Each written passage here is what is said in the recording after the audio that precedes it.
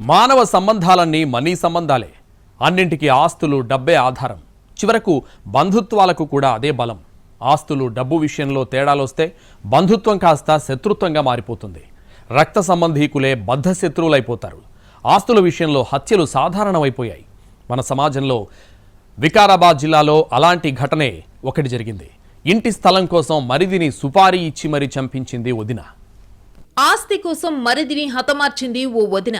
సుపారీ ఇచ్చి మరీ దారుణంగా హత్య చేయించడమే కాకుండా రోడ్డు ప్రమాదంగా చిత్రీకరించే ప్రయత్నం చేసింది. అంతా చేసి తనకేమీ తెలియనట్టు మరిది మృతదేహం వద్ద కూర్చుని భోరున ఏడ్చింది. అనుమానంతో తీగలాగితే డొంకంతా కదిలింది. సుపారీ గ్యాంగ్ తో కలిసి వదిన పాల్పడ్డ కిరాతకం వెలుగులోకొచ్చింది.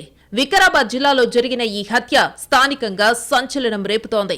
వికారాబాద్ జిల్లా బషీరాబాద్ మండలం నవల్గా గ్రామానికి చెందిన మాల శ్యామప్ప అనుమానాస్పద స్థితిలో మృతి చెందాడు. ఈ నెల 4న ఉదయం ఊరిగేటు సమీపంలో రోడ్డు పక్కన శ్యామప్ప మృతదేహాన్ని గుర్తించిన స్థానికులు, బంధువులు పోలీసులకు సమాచారం ఇచ్చారు. ఘటనా స్థలానికి చేరుకున్న పోలీసులు శ్యామప్ప ఒంటి మీద దెబ్బలను గుర్తించారు. రోడ్డు ప్రమాదం జరిగి ఉంటుందని భావించిన ఒంటి మీదున్న దెబ్బలు మాత్రం కొంత అనుమానాన్ని రేకెత్తించాయి. కేసు నమోదు చేసుకున్న పోలీసులు మృతదేహాన్ని పోస్టుమార్టం కోసం తరలించారు. కూలి పనులు చేసుకునే శ్యామప్పను 4 ఏళ్ల క్రితం భార్య వదిలేసి పుట్టింటికి వెళ్లిపోయింది. ఇంట్లోని ఓ పోర్షన్లో శ్యామప్ప చెల్లితో కలిసి ఉంటుండగా మరో పోర్షన్లో అన్న నరసింహులు, వదిన సుగుణ ఉంటున్నారు. వదిన సుగుణకు ఓ కిరాతక ఆలోచన వచ్చింది. మరదలు శివమ్మకు ఎలాగో పెళ్లి జరిగితే అత్తారింటికి వెళ్లిపోతుంది. శ్యామప్పను అడ్డు తొలగించుకుంటే ఆస్తంతా తమకే దక్కుతుందని భావించింది. మరిది శ్యామప్పతో ఆప్యాయంగా ఉంటూనే అతడి హత్యకు స్కెచ్ వేసింది వదిన సుగుణ. అదే గ్రామానికి చెందిన కొత్త విజయ్, విశ్వనాథ్, శివకుమార్లకు తన ప్లాన్ చెప్పింది సుగుణ. శ్యామప్పను చంపేస్తే 50,000 ఇస్తానంటూ ఆశ చూపింది. 10,000 రూపాయల అడ్వాన్స్ కూడా ఇచ్చింది. దీంతో నలుగురు కలిసి శ్యామప్ప హత్యకు ప్లాన్ చేశారు. ఈ నెల 3న సాయంత్రం శ్యామప్పకు కాల్ చేసింది సుపారీ గ్యాంగ్. కలిసి మందు కొడదామంటూ పిలిచారు. గ్రామ శివారులోని రాథోడ్ మోహన్ వ్యవసాయ పొలంలో శ్యామప్పతో కలిసి విజయ్, విశ్వనాథ్, శివకుమార్ మద్యం సేవించారు. శ్యామప్పను మాటలో పెట్టి ఒక్కసారిగా ముగ్గురు దాడి చేశారు.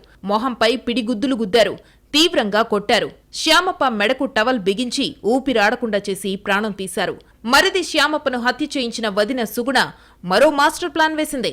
శ్యామప్ప మృతదేహాన్ని రోడ్డు మీద అడ్డంగా పారేయాలని సుపారీ గ్యాంగ్ కు సూచించింది సుగుణ. ఏదో వెహికల్ శ్యామప్ప మీదుగా వెళ్తుంది. రోడ్డు ప్రమాదంలో చనిపోయాడని అందరూ అనుకుంటారని భావించింది. సుగుణ ప్లాన్ ను అమలు చేసే ప్రయత్నం చేసింది గ్యాంగ్. శ్యామప్ప మృతదేహాన్ని రోడ్డు మీదకు తీసుకెళ్తుండగా అటుగా వాహనాలు వెళ్లడం గమనించారు. ఎవరైనా చూస్తే దొరికిపోతామని భావించి రోడ్డు పక్కనే శవాన్ని వదిలి వెళ్లిపోయారు. మరుసటి రోజు ఉదయం అటుగా వెళ్తున్న స్థానికులు మృతదేహాన్ని గమనించారు. చనిపోయింది శ్యామప్పగా గుర్తించి అన్న నరసింహులకు సమాచారం ఇచ్చారు. అప్పుడు సుగుణ కూడా అక్కడికి చేరుకుంది. చేసిందంతా చేసి తనకేమీ తెలియనట్టు గుండెలు పగిలేలా ఏడుస్తూ నటించింది. ఘటనా స్థలానికి పోలీసులు కూడా చేరుకున్నారు. శ్యామప్ప మృతదేహంపై ఉన్న దెబ్బలు చూసి అనుమానించారు పోలీసులు. అదే సమయంలో శ్యామప్ప చెల్లెలు శివమ్మ కూడా తన అన్న మృతిపై అనుమానం వ్యక్తం చేసింది. కొన్ని రోజుల క్రితం వదిన సుగుణ తమతో గొడవ పడిందని చెప్పింది.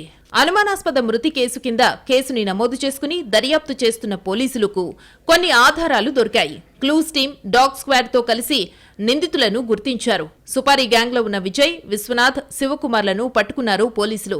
నిందితులు ముగ్గురు సుగుణ పేరు చెప్పారు.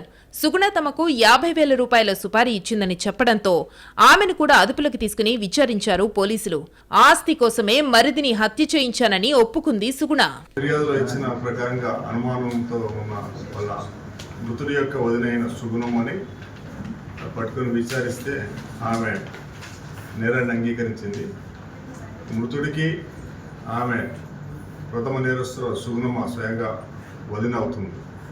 వాళ్ళిద్దరికీ అలా గ్రామంలో ఉన్న చిన్న ఇంటి స్థలంలో చిన్న చిన్న డిస్ప్యూట్స్ ఉన్నాయి. ఆ ఇంటి స్థలము ప్లస్ ఆ ఇంటి రూమ్ల విషయంలో కొట్లాడుకోవడం జరిగింది. మృతుడి యొక్క సెల్ ఫోన్ కూడా వారి వద్ద ఉంది. మృతుడి సెల్ ఫోన్ ప్లస్ వారి సెల్ ఫోన్ కూడా సీజ్ చేయడం జరిగింది. సుగుణతో పాటు విజయ్, విశ్వనాథ్, శివకుమార్లను అరెస్టు చేశారు పోలీసులు. వారి వద్ద నుంచి 5,000 రూపాయల నగదు, 4 సెల్ ఫోన్లను స్వాధీనం చేసుకున్నారు. వారిని తాండూరు మెజిస్ట్రేట్ ముందు హాజరుపరిచి రిమాండ్కు పంపించారు. A1 సుగుణను చెర్లపల్లి జైలుకి, మిగతా ముగ్గురిని పరిగి సబ్ జైలుకు తరలించారు.